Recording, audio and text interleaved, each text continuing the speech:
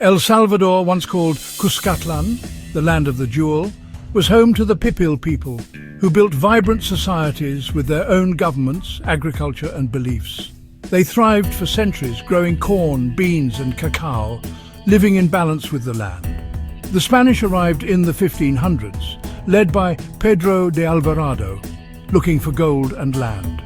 The Pipil fought hard, but Spanish weapons and sickness were too much to overcome. El Salvador became part of the Captaincy General of Guatemala, and a new way of life began. Native people were forced to work on large farms, making indigo and cacao to sell to other countries. The Catholic Church converted the people, often erasing their old beliefs. A small group of people from Spanish families controlled all the money and power, while most Salvadorans lived in poverty. Big differences and strict social classes took root, planting the seeds for future trouble. The wealth from the land made Europe rich, leaving little for those who worked it. Hundreds of years of colonial rule left a legacy of division and struggle. These tensions would explode when the first calls for independence were heard across the Americas. By the early 1800s, new ideas about freedom swept through Latin America, making Salvadoran people born in the Americas want to challenge Spanish rule. In 1811, priests like José Matías Delgado led an uprising in San Salvador. It was quickly stopped, but it started a lasting fight. Problems in Spain led to more rebellion, and by 1821, the area declared itself free from Spain. Independence brought new questions. What would freedom look like? Who would be in charge? El Salvador joined the short-lived Federal Republic of Central America, but disagreements quickly appeared. The group broke apart, with El Salvador often clashing with conservative Guatemala. By 1839, the dream of united Central America fell apart.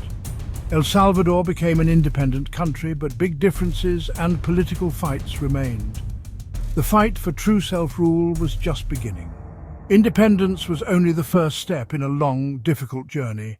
The seeds of future conflict were already planted. After the group fell apart, El Salvador's early years were full of chaos. People with liberal and conservative ideas fought for control, and there were constant takeovers and unrest. Coffee soon took the place of indigo as the main thing sold to other countries, making a few families, known as the powerful elite, very rich.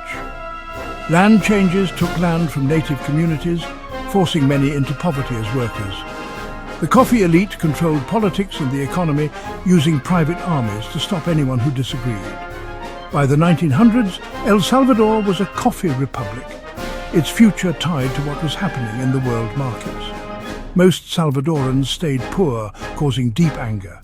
In 1932, a farmer uprising led by Farabundo Martí happened. The government, led by General Martinez, responded with brutal force. La Matanza, a massacre of tens of thousands, mostly native farmers. The military crushed the resistance and made its alliance with the powerful elite stronger. Decades of harsh military rule followed. The wounds of La Matanza would affect El Salvador for generations. After La Matanza, military governments ruled El Salvador for decades.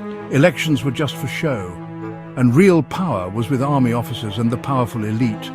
Land and money stayed with a few people, while millions struggled in poverty. Attempts to make things better were blocked, making the poor even angrier and more desperate. By the 1960s and 70s, new opposition groups appeared. Priests inspired by a new way of thinking about religion and social justice, like Archbishop Oscar Romero, spoke out for the poor. Left-leaning groups and worker unions organized, but peaceful protests were met with violence. Many turned to armed fighting, forming rebel groups united by the goal of revolution. The government responded with death squads targeting anyone thought to be against them. Violence got worse, and the country moved closer to civil war. The military and the powerful elite held on to power at any cost. The hope for peaceful change faded. El Salvador was on the edge of a disaster. The Salvadoran Civil War started in 1980, putting the military government against the FMLN, a group of left-leaning rebels. The conflict tore families and communities apart, with brutal violence on both sides. The government's tactic of destroying everything in its path led to massacres like El Mozote, where almost 1,000 regular people were killed. The FMLN also did bad things, but the violence from the government was much worse. Archbishop Oscar Romero, a voice for peace, was killed in 1980, making the conflict even worse. His death marked a point of no return. Talking things out was silenced, and the war got more intense. Over 75,000 people died, and more than 1 million ran away, many to the United States.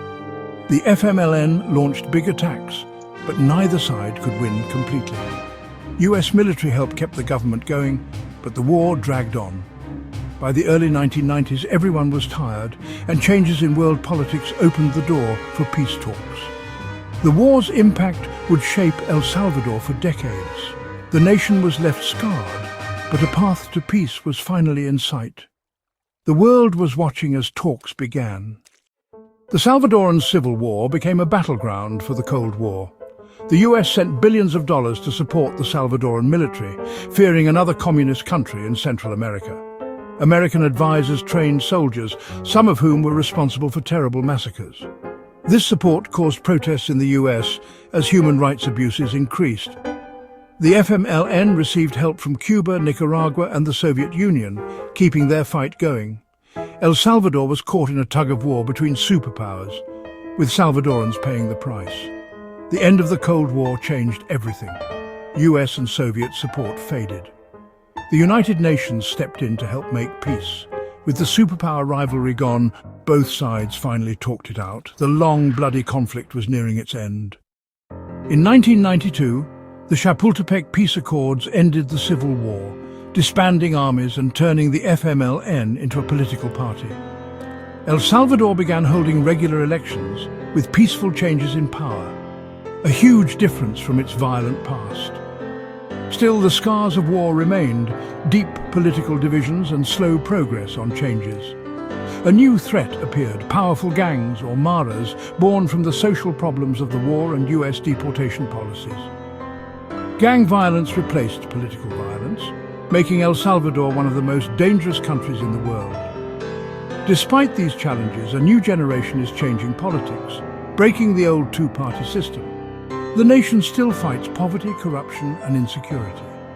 El Salvador's journey from a land of jewels to a fragile democracy is a lesson in strength and the cost of inequality.